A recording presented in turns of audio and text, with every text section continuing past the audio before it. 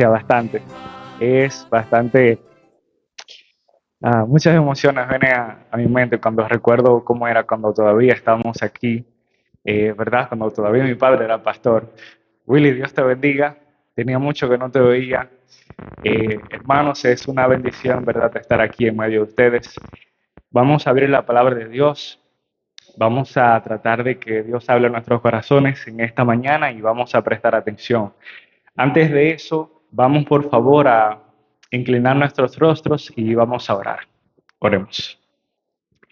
Querido Dios y eterno Padre, gracias te damos por tu infinito poder y misericordia, por habernos permitido estar en este lugar para poder escuchar tu voz y escuchar tu palabra hablándonos. Suplicamos, Señor, que nos acompañes y el Espíritu Santo pueda tocarnos. Suplicamos todo esto, Señor, en el nombre de Jesús. Amén. Amén. Como ustedes saben, la lectura bíblica del tema de esta mañana se encuentra en primer libro de Corintios, el capítulo 5. A partir del versículo 18 vamos a leer. Por favor, si usted tiene su Biblia, ábrela conmigo. Vamos a ver la palabra de Dios para estudiarla. Esta mañana el tema se titula Guerreros Espirituales. ¿Cómo se titula? Guerreros Espirituales. Hay ocasiones en donde siento que estoy peleando en contra de las cosas que la vida arroja, en contra de las cosas que suceden en el hogar, en el trabajo. Hay que sacarle ganas para continuar trabajando, para continuar levantándose, a esforzarse, a trabajar, a estudiar, conseguir aquellas cosas que tienen valor para nosotros o para nuestra familia. Y eso requiere esfuerzo, eso es trabajo. Todos los días tenemos que enfrentar cosas y en esas batallas, también en esas batallas, tenemos que poner a Dios en primer lugar. Yo quiero que nosotros podamos ver de qué manera en esta ocasión nos encontramos con el pueblo de Dios enfrentando un reto, pero un reto especial, porque esta es una historia especial. No sé si ustedes eran o son como yo lo era antes. Cuando yo hacía mi año bíblico, a mí me gustaba leer las historias. Yo leo la Biblia y yo busco historias, busco algo, un argumento concreto, algo que me quiere enseñar. Pero si ustedes han leído la Biblia de tapa a tapa, ustedes encontrarán que en el Antiguo Testamento hay muchas genealogías. Esos capítulos donde empieza a decirnos fulano era hijo de fulano, y fulano hijo de perengano, y de tal, y de tal, y de tal, y así le hace un recuento del hijo, del papá, del abuelo, del tatarabuelo, el bisabuelo, y así le cuentan todas las generaciones. Yo cuando era adolescente, estoy hablando de hace mucho, ¿ok? Hace mucho. No tanto, no empiece a contar. Pero cuando tenía como unos 12, 13 años, yo me di cuenta que, bueno, ya yo he leído esto antes, déjame yo brincarme los nombres. Y voy a saltar a donde empieza la historia de verdad. Porque yo quiero leer la historia, que no me importan tanto esos nombres. No eran personas principales. Es lo que un niño pensaría. Ahora, si usted me dice un Moisés, un Elías, una historia de Josué, algo así, ok, hay que prestarle atención. Pero, oye, no todos los nombres los vamos a memorizar. Es verdad que hay nombres que no son, digamos así, tan resaltados en la Biblia, pero por alguna razón están ahí. Por alguna razón aparece en el texto bíblico. Y recuerden ustedes que, me parece que es 2 de Timoteo, el capítulo 3, el verso 16, nos dice que toda la escritura es como inspirada por Dios y es útil a fin de que el hombre sea enteramente sabio para toda buena obra. Toda la escritura es útil. Yo me preguntaba, ¿de qué es útil esta parte de la historia? ¿De qué es útil? Vamos a hacerle esa pregunta a nuestra lectura bíblica. ¿Por qué razón el escritor del segundo libro de Crónicas tuvo que poner esa historia allí? Si ustedes se fijan, el libro de Crónicas empieza desde el capítulo 1 hasta el capítulo 5, hablándonos de genealogías, nombres tras nombres. Y cuando pasa el capítulo 5, vuelve otra vez, nombra estos nombres hasta el capítulo 10. Pero en medio de estas porciones hay como dijéramos, una pequeña isla, una pequeña excepción. Hay un stop. Él dijo, no, espérate, en medio de todo este recuento, hay algo importante que tiene que decirse. Algo pasó aquí que quienes lean este libro tienen que saber, tienen que escuchar. Y esa es la historia que vamos a acudir, que vamos a leer hoy. Se presume que quien escribió este libro fue el sacerdote Esdras. Esdras fue aquel que junto con Nehemías ayudó a que el pueblo de Israel, una vez que regresó de Babilonia, pudiera volver a levantarse. Nehemías dirigió la reconstrucción del muro y Esdras le ayudó con la parte espiritual, poder enseñarle al pueblo su identidad como pueblo de Dios, las costumbres y normas que Dios también les dio y les enseñó. Esdras era ese que enseñaba, ese que se paró en medio del pueblo una vez que todos se reunieron y leyó el libro de la escritura, el libro de la ley delante de todo el pueblo para que todos escucharan cuál era el pacto entre el pueblo de Dios y Dios. Ese era Esdras. En este libro, en el libro de Esdras, encontramos el recuento de esas genealogías y hay cierta mención de esas genealogías en el libro de Nehemías. Si recuerdo bien, aproximadamente entre el capítulo 10 y entre el capítulo 12, Nehemías estaba tratando de restaurar el servicio sacerdotal en el templo que estaba siendo reinaugurado una vez que el pueblo regresó a Jerusalén. Y una vez que trató de reiniciarse este sacerdocio, había que recordar, o mejor dicho, asegurarse de que quienes eran instaurados como sacerdotes en servicio realmente pertenecían a la línea de sangre sacerdotal. Digamos, Aarón y los descendientes también de la tribu de Leví. La familia representada por ese sacerdote tenía que pertenecer a una de esas dos líneas. No podía ser fuera de ahí. Si no pertenecía a esas líneas, entonces no podía servir, porque Dios había apartado a esas familias para ese servicio.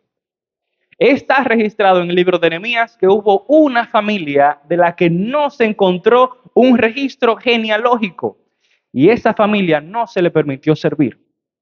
¿Eran importantes las genealogías, sí o no? Sí. Pero por alguna razón, en medio de este recuento de genealogías, Esdras dijo a esta familia, a esta parte del pueblo de Dios, a estas tribus, le sucedió algo que vale la pena contar. Vaya conmigo, por favor, al capítulo 5 de Crónicas, a partir del versículo 18, y vamos a ver qué sucedió. Dice aquí, los hijos de Rubén y de Gad, y la media tribu de Manasés, hombres valientes, hombres que llevaban escudo y espada, que manejaban el arco y diestros en la guerra, eran 44.760, que salían a batalla. Estos guerrearon contra los agarenos, Getur, Nafis y Nodab. Pero en medio de la guerra, escuche bien, en medio de la guerra, ellos clamaron a Dios y Dios, ¿qué cosa? Les ayudó. Por cuanto confiaron en él de tal manera que los agarenos y todos los que con ellos estaban cayeron, ¿dónde? En sus manos. Y tomaron sus ganados, 50,000 camellos, 200,000 ovejas y 2,000 asnos. También 100,000 personas. Y cayeron muchos muertos, porque la guerra era de Dios. Y habitaron en sus lugares. ¿Hasta cuándo? Hasta el cautiverio. Ahí está la porción que hoy vamos a estudiar. Primero que nada, vamos a identificar el enemigo del pueblo de Dios en este momento. Nos dice que eran los agarenos. Los agarenos eran, digámoslo así, un grupo de nómadas, podríamos llamarle quizás una tribu, que se dedicaba a atracar otros que estaban, digamos, en el exterior de las ciudades, quizás en una travesía, y se encontraban acampando en el monte. No estaban resguardados por ningún tipo de ejército o muros, murallas, nada de eso. Simplemente estaban afuera en el campo. Ellos iban preparados para atracar, saquear, se llevaban mujeres, niños, comida, cosas de valor, lo que sea que pudieran encontrar. Eran unos bandidos. Ellos fueron a pelear en contra del pueblo de Dios para tratar de también quitarles eso. El pueblo de Dios en este momento se nos está recordando quizás una parte en donde ellos estaban tratando de conquistar la tierra que Dios les había encomendado a través de Josué. Josué, antes de morir, les encomendó a lo que quedaba del pueblo que conquistaran el resto de la tierra prometida. Allí es en donde empieza la historia de jueces y el libro de Josué termina con su muerte y ahí mismo inician los jueces y también los profetas a dirigir la entrada hacia la tierra prometida. Recordemos cómo Eliseo y Elías estuvieron participando en eso. Conquistaron Jericó, Gilgal, Jai, luego Gilgal y fueron entrando así hasta la tierra. Este pueblo, estas dos medias tribus, estaban tratando de conquistar probablemente la porción que a ellos le fue encomendada. Pero hay algo diferente en cuanto a esta parte de la conquista, esta parte de la misión de conquistar la tierra prometida. Lo común, lo que estamos acostumbrados a ver, es que el pueblo antes de salir a batalla consulte a Dios. Cuando Dios le decía al pueblo, vayan y conquisten, Dios iba delante de ellos. Cuando el pueblo quería salir a conquistar, el profeta de Dios era consultado. Es el ejemplo que encontramos en Moisés. El ejemplo que también encontramos en Josué. Cuando Josué quería salir, Josué iba delante del santuario, se postraba y le preguntaba a Dios, Señor, ¿vamos a ir a conquistar esa ciudad? ¿Nos darás la victoria? Pero en esta ocasión no encontramos a un profeta de Dios aconsejando al pueblo en nombre de Dios. Tampoco encontramos a un líder, gobernante, administrador, profeta o juez que estuviera representando el líder principal del pueblo. No podemos nombrar un Josué o un Moisés o alguien relativo a una posición semejante que estuviera al frente del pueblo diciendo, tenemos antes de salir, tenemos que consultar a Dios. No aparece en esta historia, ni uno ni otro. Algo interesante es que esta historia tampoco aparece en otras partes de la Biblia. Esta historia está solamente ubicada en esta porción del libro. No aparece en ningún otro lugar. Y sin embargo, estas dos medias tribus salieron a pelear. ¿Por qué salieron? Vamos a especular un poquito aquí, vamos a traerlo a nuestra propia realidad. ¿Hay alguna ocasión, usted puede recordar alguna ocasión en donde usted intentó hacer algo sin primero consultar a Dios, sin primero arrodillarse a orar y pedirle a Dios que le diera consejo, que le pudiera iluminar, que le diera luz? ¿Debía usted continuar o debía abstenerse de hacerlo o de seguir avanzando? Cuando nosotros no consultamos a Dios, cuando nosotros tratamos de avanzar, cuando tratamos de emprender en una acción sin primero buscar el consejo, la compañía de Dios, la dirección de Dios, lo único que podemos esperar es fracaso. Porque Dios no va a estar de primera instancia con nosotros. Si tú no invitas a Dios a lo que tú quieres lograr, a lo que tú quieres alcanzar, aquello en donde tú estás poniendo tu esfuerzo, tú le estás diciendo a Dios, esto es mío. Aquí yo no te estoy invitando, esto déjamelo a mí.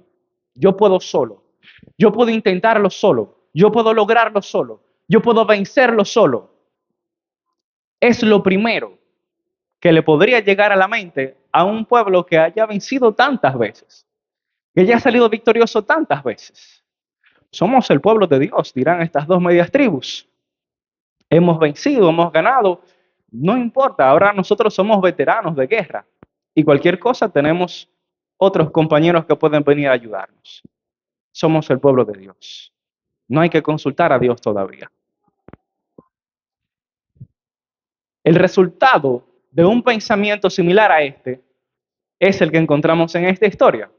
El pueblo se encontró superado en número, superado en armamento, superado en poder militar en general, podríamos decir. Y en medio de la guerra se encontraron arrinconados, posiblemente perdiendo muchas vidas, posiblemente ya no sabiendo qué hacer, a dónde huir. Iban a perder la vida allí en batalla sin poder hacer nada. Lo último que queda posiblemente es clamar: Dios, ayúdanos. Y clamaron a Dios. ¿Es necesario esperar a que estemos en contra de la pared para acudir a Dios? ¿Es necesario esperar que la situación se torne insolucionable a través de nuestras propias fuerzas para que podamos acudir a Dios? No. Lo primero que tiene que hacer un hijo de Dios es primero consultar a Dios y después ver si Dios le aprueba, si Dios le permite, si Dios le dice: continúa, avanza, emprende, sal. ¿Debemos nosotros tener miedo en caso de que no hagamos eso? Yo sí lo tendría, porque si Dios no está conmigo, yo no estaría asegurado en ningún sentido. La seguridad de que vamos a vencer se encuentra bajo la dirección de Dios. ¿Debajo de qué? Bajo la dirección de Dios. Los científicos, psicólogos y psiquiatras dicen que cuando nos encontramos en una situación de emergencia, cuando nos encontramos debajo de estrés, cuando sentimos que es momento de resolver, o avanzar o morir, o pelear o morir, o vivo o muerto, se activa un mecanismo en nuestra mente. Un mecanismo que nos hace reaccionar en base a instintos. Un mecanismo que hace que nuestro corazón se acelere y envíe sangre a nuestras extremidades, brazos y piernas. Brazos para poder luchar en caso de, piernas en caso de que sea necesario huir. Por esa razón es cuando suceden cosas como esa, habrán personas que puedan hacer cosas que en normales circunstancias quizás no harían. Madres que pueden levantar cosas pesadísimas con tal de sacar un niño o una niña, su hijo o su hija, para que no se lastime, no muera, no le pase algo. Padres que son capaces de correr enormes distancias y rápido con tal de dar auxilio a su familia porque hay una situación de peligro. A veces no se piensa qué es lo que usted va a hacer. Cuando el muchacho se está ahogando en el agua, usted no piensa: me saco el celular, me saco la cartera, me quito los lentes. Se tira al agua y lo saca y después vemos que se salva. Es una situación de emergencia. El instinto se activa ahí. En esta situación de emergencia, en esta situación de estrés, de miedo, de que no sé lo que voy a hacer, en esta situación, el pueblo de Dios dijo: hay que clamar a Dios. Hay que buscar la forma de que Dios nos oiga. No clamamos a Él antes de salir, pero ahora quizás Él pueda escucharnos. Hay que clamar a Dios. Cuando la situación de emergencia llega a usted, ¿qué usted hace? ¿Usted clama? ¿Usted se arrodilla? ¿Usted huye? ¿Usted lucha? ¿O se queda congelado? No sabe qué hacer. Déjeme decirle algo interesante. Cuando usted no sabe qué hacer, cuando los hijos de Dios no saben qué más pueden intentar, cuando parece que no quedan salidas, los hijos de Dios claman. Los hijos de Dios oran. Porque los hijos de Dios saben que tienen un Dios que puede vencer por ellos. Eso es lo que se llama depender de Dios. No hay que tener miedo. Miedo a que Él no conteste, porque Dios está ahí. Dios está viendo de qué manera estamos tratando de intentar solucionar las cosas por nosotros solos. Y Él posiblemente nada más está esperando que usted abra su boca, eleve un pensamiento y diga: Dios, ayúdame. Porque Dios está pendiente de sus hijos. Así también Dios está pendiente de ti. aunque no lo busques en primer lugar, Dios está pendiente de ti. A veces tengo que repetir estas frases cuando estoy conversando con alguna persona que me está contando algo parecido a esto.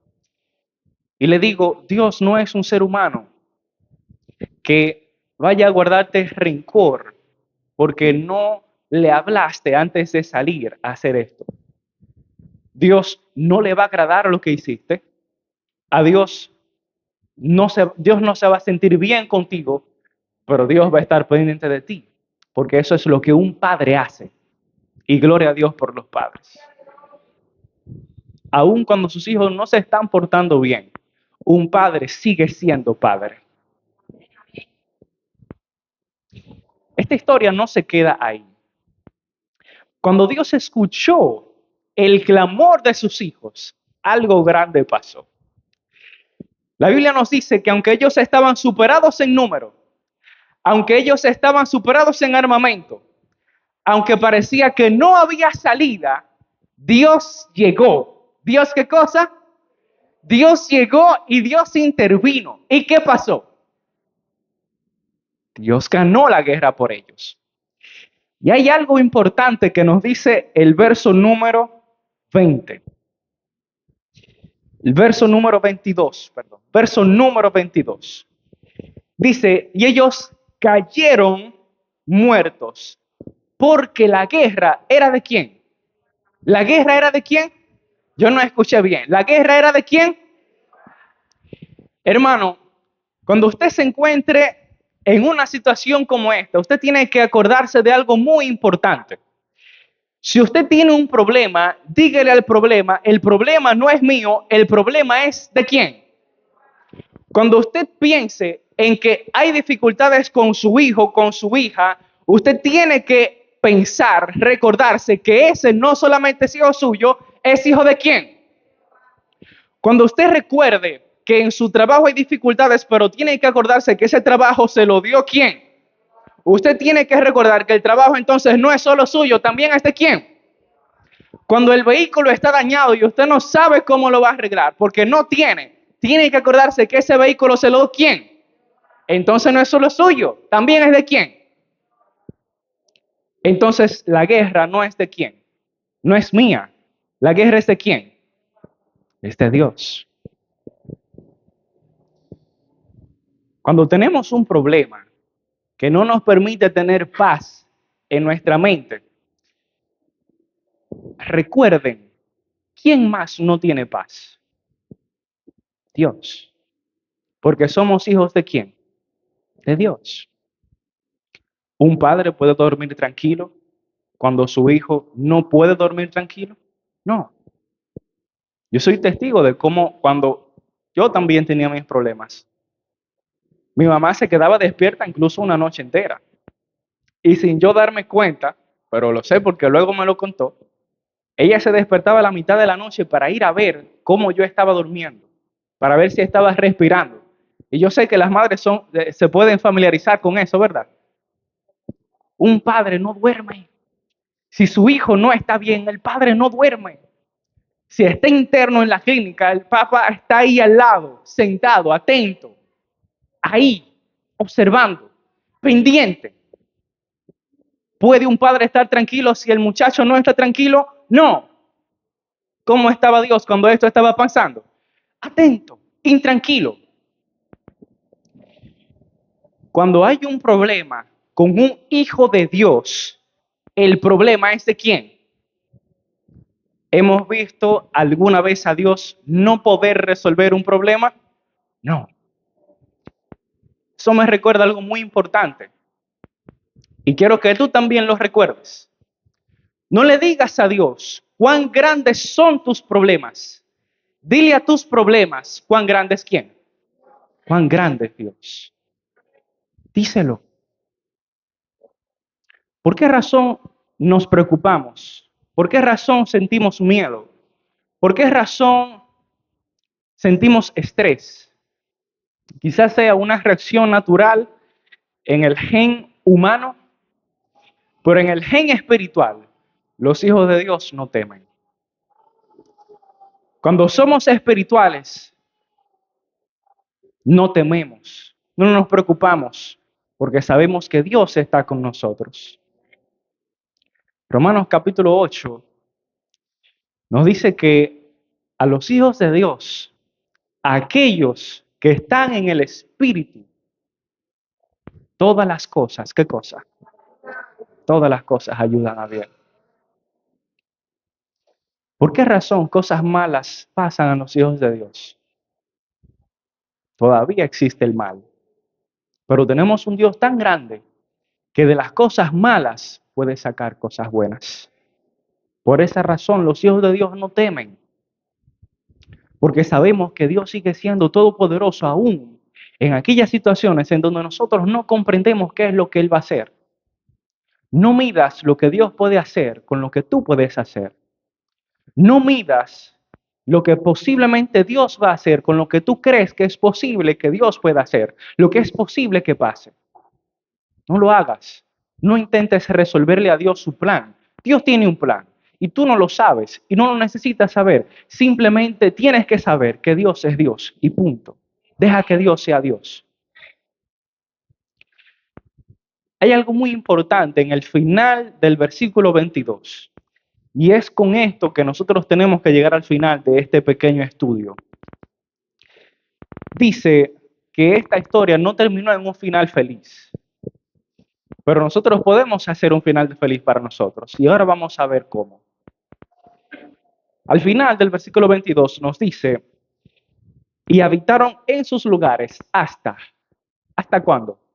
Hasta el cautiverio. ¿Por qué razón no dice hasta el día de hoy, hasta el presente o para siempre? ¿Por qué dice hasta el cautiverio?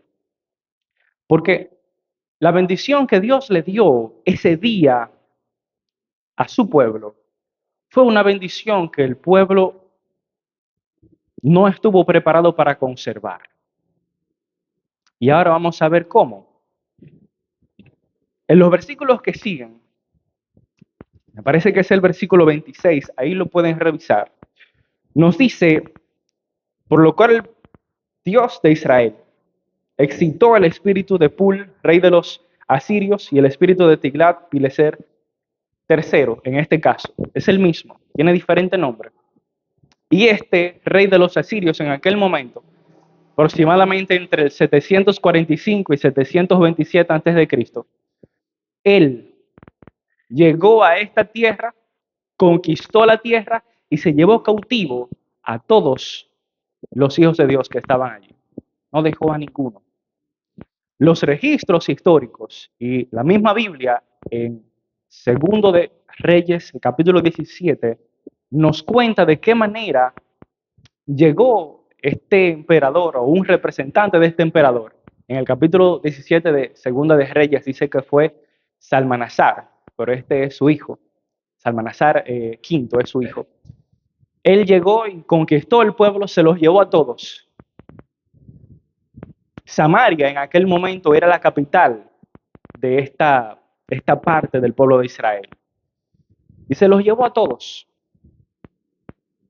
Dice que los instauró dentro de Asiria, en una de esas ciudades, y allí ellos se quedaron cautivos. Este lugar quedó desértico. ¿Qué pasó entonces? ¿No era esta la tierra prometida?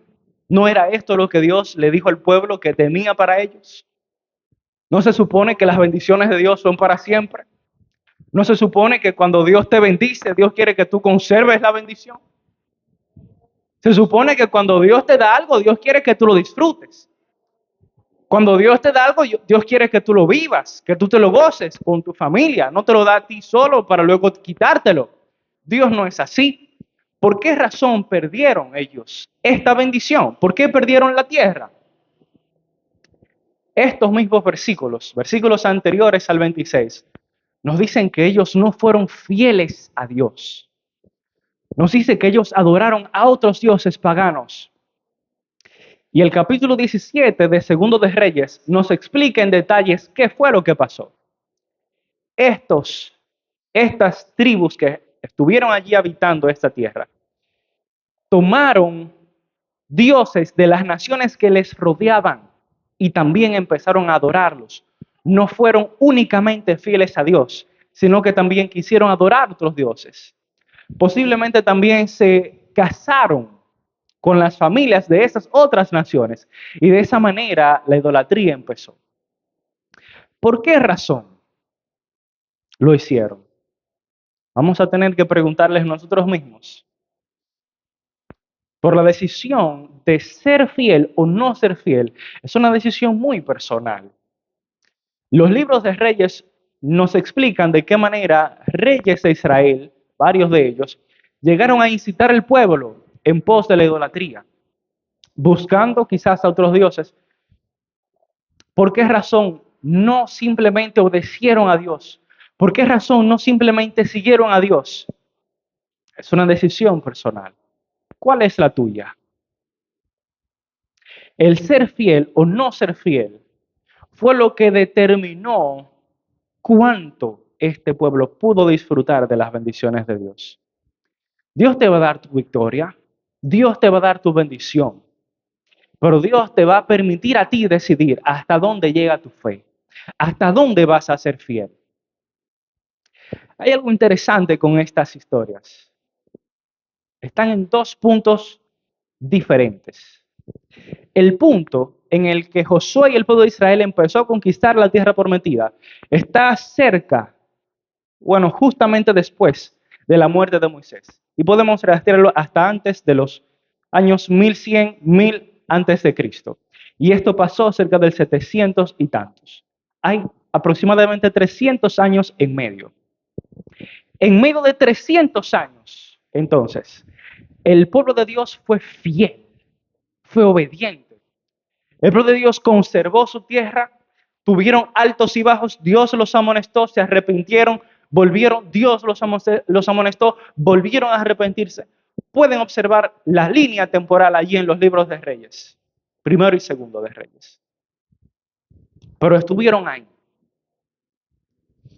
Esto nos quiere decir entonces que en medio de esto, este pueblo tuvo un tiempo obedeciendo a Dios.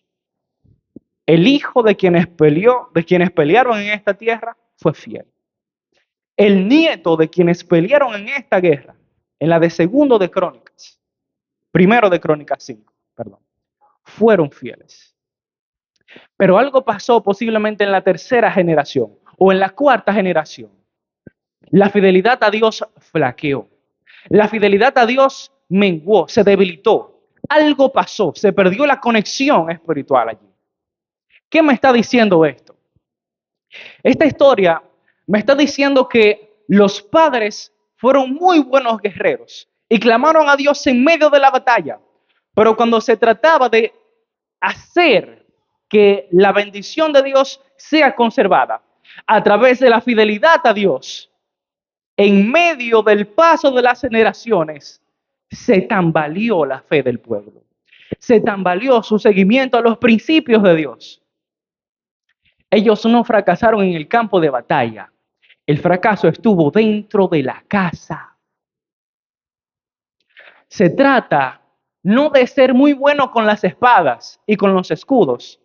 Se trata de no ser tan bueno con el vehículo, con las clases, con el negocio, con la empresa. No se trata de solamente ser bueno allí. Se trata de también dar rodillas y enseñarle a los pequeños a dar rodillas y a arrodillarse a adorar al Dios verdadero. Y así sucesivamente, que ellos le enseñen a sus hijos que hagan lo mismo, porque Dios es Dios de todas las generaciones. Por esa razón, conocemos a un Dios que es el mismo Dios en el pasado, en el presente y en el futuro. Dios no solamente es el Dios de tus padres, queridos jóvenes que me están oyendo, también Él es tu Dios. ¿Oyeron, mis niños? Dios también es tu Dios. Y la bendición que Dios te da a ti, se la puede dar a los que vengan después de ti. Y las que le den a tus padres, también te las pueden dar a ti. Y Dios quiere que las conservemos porque Dios es un Dios que salva familias. Dios no solamente salva personas de forma individual. Dios es un Dios que le gusta estar en grupo, en medio de su gente. Y Él quiere que todos podamos disfrutar de eso. Por esa razón el título de nuestra reflexión de esta mañana no es de guerreros diestros de forma militar. Se trata de guerreros espirituales que saben pelear en contra de todas las cosas, en contra de la idolatría, en contra de las distracciones, de las tentaciones, que son buenos padres que enseñan a sus hijos a adorar a Dios. Guerreros espirituales. ¿Usted quiere ser un guerrero espiritual? Pelee en su casa, pelee con sus hijos, con sus hijas. Enséñenles quién es Dios. Esa es la forma en la que nosotros ganamos. Esa es la forma en la que el pueblo de Dios se salva. La misión de llegar a conquistar la tierra prometida nunca llegó a completarse totalmente. La tierra prometida no fue totalmente conquistada. Quedó mucho por conquistar. El pueblo se ligó con las naciones que se suponía que debían de ser expulsadas.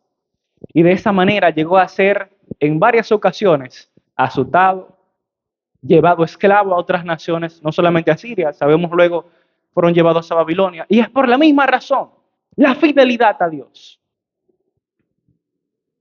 Tenemos que aprender a ser fieles.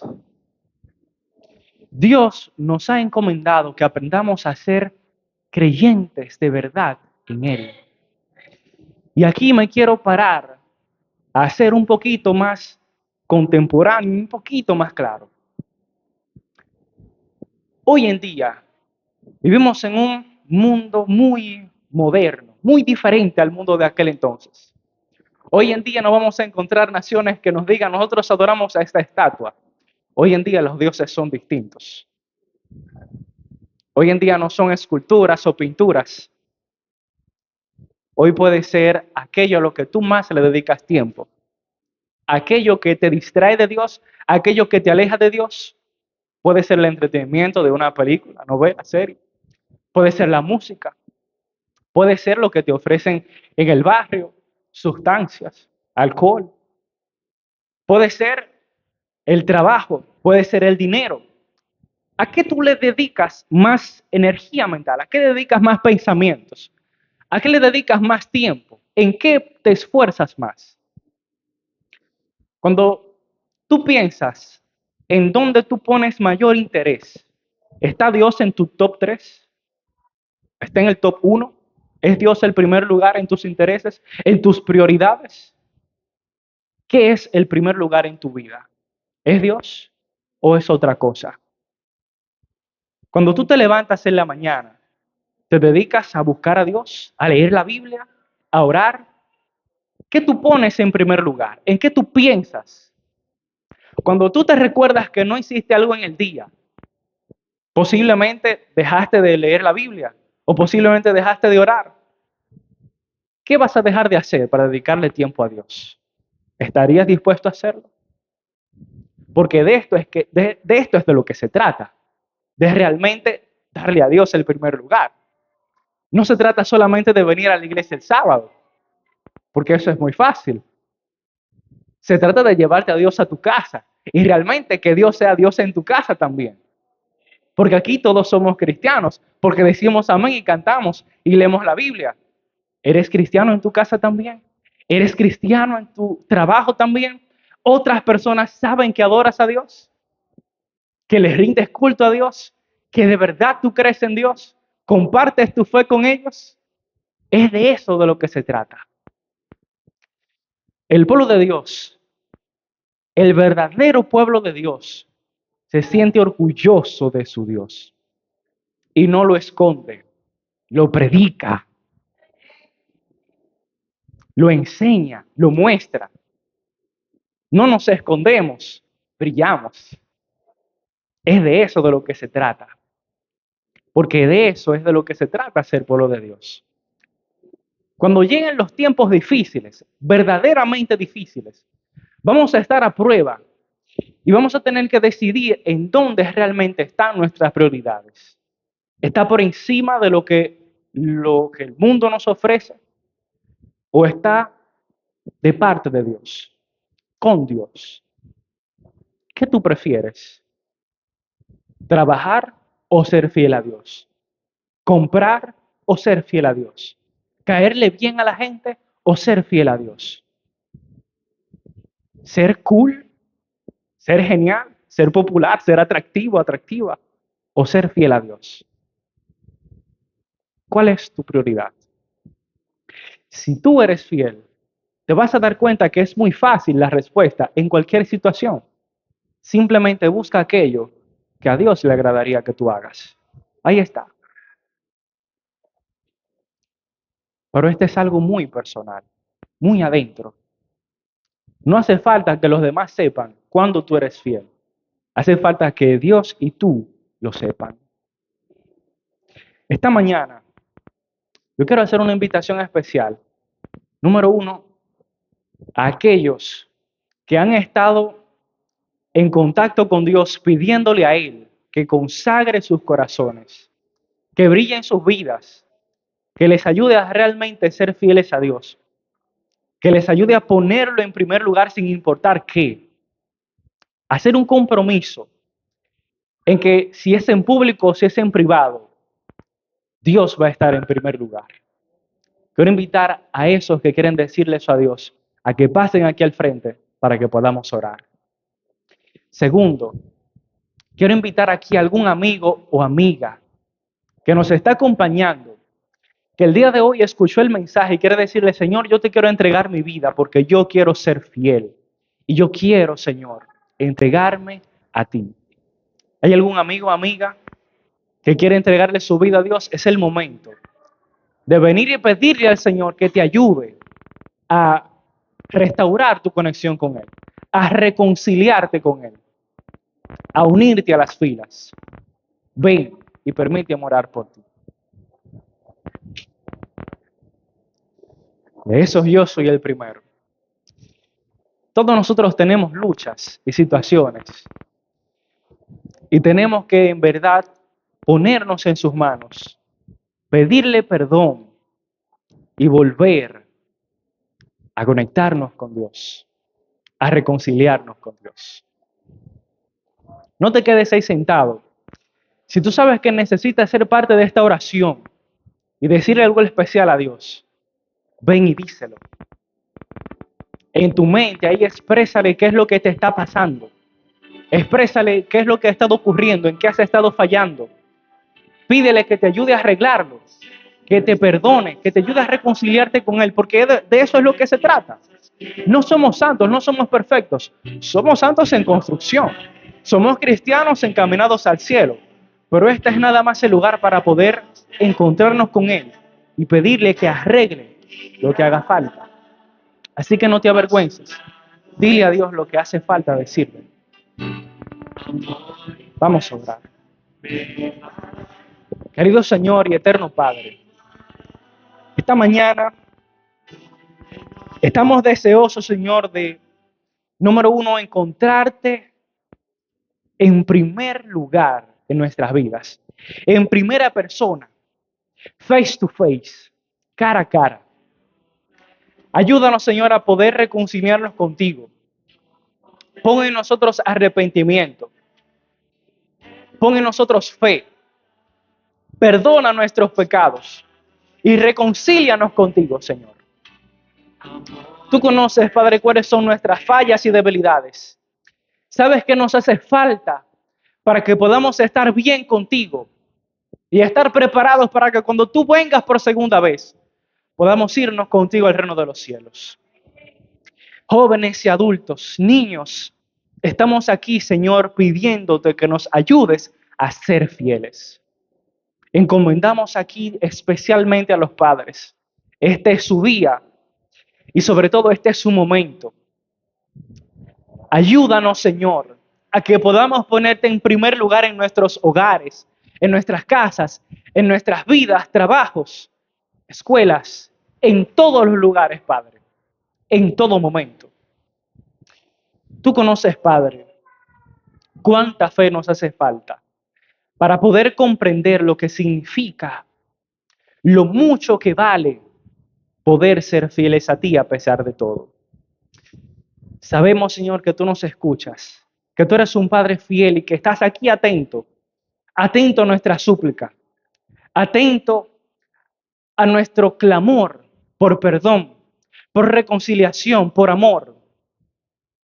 Quizás haya en medio de nosotros alguno que se haya alejado de ti y desea reconciliarse contigo. Perdónanos, Señor, por nuestras rebeldías y ayúdanos, Señor, a poder volver a tus pies y serte fiel. Acompáñanos de regreso a nuestros hogares. Suplicamos todo esto, Padre, en el nombre de Jesús. Amén y amén. Dile al que está a tu lado, somos guerreros espirituales. Dios les bendiga.